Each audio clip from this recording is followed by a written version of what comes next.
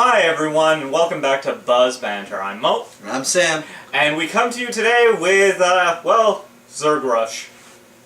Boogity boogity boogity boogity boogity. We come to you with Hots. A Heart of the Swarm.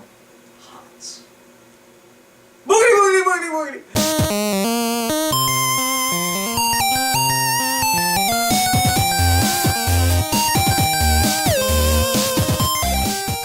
So, the newest iteration, and the much talked about and expected game for Blizzard. Heart of the Swarm, the second part of the StarCraft 2 trilogy.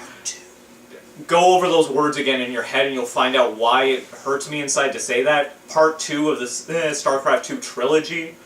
Well, it's just part 2 of the story. Yeah, they're making a second part into a trilogy. I mean, we have lost the ability to count as a species now. In any case. So, Wings of Liberty, super fun game. You follow Jim Raynor and his various rebels as you try to destabilize the Dominion, Arcturus Mansk, and with the resurgence of the Zerg, try to take out Kerrigan, or save Kerrigan, or do whatever the hell you had to do. You met a wealth of very interesting characters and had super fun times on the Hyperion. And the multiplayer was just as amazing, completely changed the game. We do have to mention the multiplayer now, Mo. Yes, we do, because the multiplayer for StarCraft 2 was awesome. It's the MLG game. Exactly, it is the MLG game. Now, moving on from there, we've gone into Heart of the Swarm. New units, new type of gameplay, completely revamped campaign. And this is actually one of the major selling points. You guys know that I'm a big fan of narrative games. Storyline is a huge thing for me. But this really feels like just Kerrigan's story. It's very well done. Kerrigan has a full character arc. It's very nicely put, and she's, well, just because of like technological hindrances, you couldn't show off the Queen of Blades as being that incredibly awesome. You were just like, oh wow, she does 500 base damage per attack. That's incredibly good. But in this, because they pulled out the stops on the cinematics, she really comes out as these sort of titans of the universe. As one of them. The great thing about the campaign on this one is that it isn't just base building, go forward and everything, nor is it... just like the first game.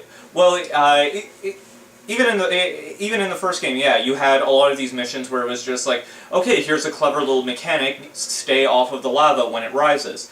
This was a very stressful mission. Yeah. Or there's fire coming, move. Yeah, and they've continued that tradition, and they've come up with, like, new and inventive things. They have boss battles in this now. Yeah, there is boss battles in this game. They also have the dragon from Cataclysm show up in this. A little bit, yeah. I know what you're talking about. And he's pretty awesome in his own right.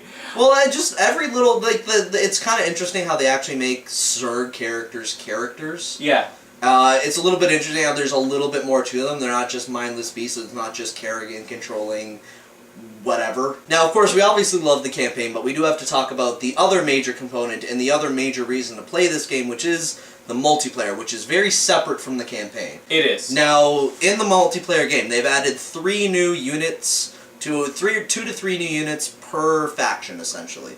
They've also changed up how the actual units work. It's almost like a new game, essentially. If you're that meta game guy, trying to figure out everything, it is like a totally new game, just still skinned with the StarCraft. Check the game out, Heart of the Swarm. It's on retail shelves. It's a whole boatload of fun. You can get Wings of Liberty for like $20. Yeah, and this is the important thing. You need to get Wings of Liberty. For some reason, you actually cannot play this game, even in single player, if you just own Heart of the Swarm. You need to have Wings of Liberty installed on your computer in order to play this game at all.